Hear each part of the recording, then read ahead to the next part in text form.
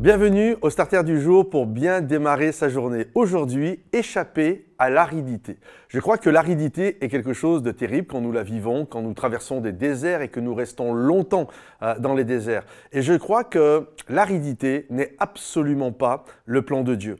Et il y a une chose que nous devons comprendre, c'est que bien souvent, nous pensons que forcément, si je vis un temps d'aridité, je n'y suis pas pour grand-chose. Et c'est vrai que il arrive que des situations, des circonstances, nous traversons des déserts et nous n'y sommes pour pas grand-chose. Il arrive même parfois que l'Esprit de Dieu nous conduise au désert pour parler à notre cœur. Mais l'objectif n'est jamais de rester dans le désert. L'objectif n'est jamais de rester dans l'aridité. Par exemple, quand le peuple hébreu a quitté l'Égypte pour aller dans le pays de la promesse, là où coule le lait et le miel, là où il y a de l'abondance, l'objectif était que le peuple reste environ une année. Le temps de se former, le temps de grandir, le temps d'avoir les lois, enfin bref, le temps de développer sa confiance et sa foi en Dieu. Mais en aucun moment, l'objectif de Dieu était qu'il reste 40 ans dans le désert. En fait, ça devait durer une année et puis, à cause de leur mauvais comportement, ils sont retournés 39 ans dans l'aridité. Et il y a cette pensée que nous devons comprendre. Nous pouvons passer des temps d'aridité parce que nous-mêmes, nous sommes secs et nous créons l'aridité autour de nous.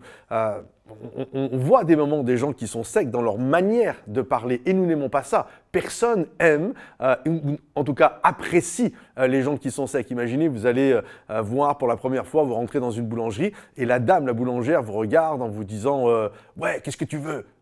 Tout de suite, ça va vous refroidir, comprenez-vous. Je me souviens un jour, j'ai été dans un magasin, j'étais tout content, je me faisais un achat plaisir, j'étais tout jeune homme et puis tout content, j'étais là, j'attendais qu'on puisse venir me servir. Et là, pourtant, il n'y avait personne dans le magasin, mais personne ne faisait attention à moi.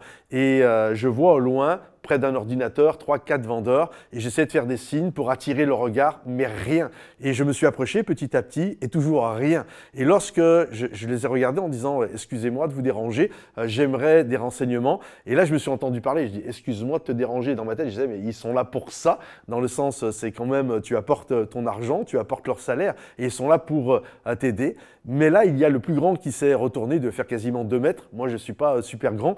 Et là, il me regarde un peu de haut comme si j'étais une fourmi exotique. Et là, il me lance froidement, sèchement un « bonjour ». Je le regarde, je dis « wow, qu'est-ce qu'il lui prend à celui-là ?»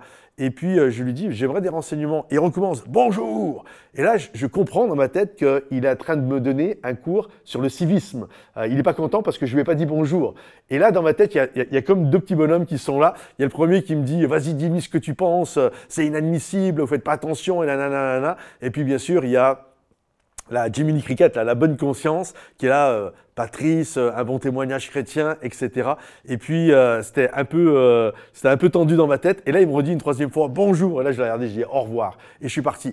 On n'apprécie pas les gens qui sont secs. Il n'y a aucune femme qui m'écoute ce matin qui rêve et qui prie pour avoir un mari totalement sec et aride. Il n'y a aucun mari qui veut se marier avec une femme sèche. Et je crois que lorsque nous sommes dans ce temps de sécheresse, il y a un appel à prier, à se connecter à Dieu en disant « Aide-moi, Seigneur, à sortir de cette sécheresse-là. Seigneur, tu es imagé comme une source d'eau vive dans la parole de Dieu. Alors aujourd'hui, je désire me connecter à la source d'eau vive. Je désire me connecter à toi afin que ma terre sèche, aride, certainement peut-être craquelée, qui n'est absolument pas plaisante. Je prie, Seigneur mon Dieu, pour que tu me rafraîchisses. Alors, c'est moi. Prière pour vous ce matin. J'espère que c'est votre prière. Que le Seigneur vous bénisse. Si vous avez apprécié le message, pensez à le liker, le partager et à le commenter. Que Dieu vous bénisse et à bientôt. Bye bye.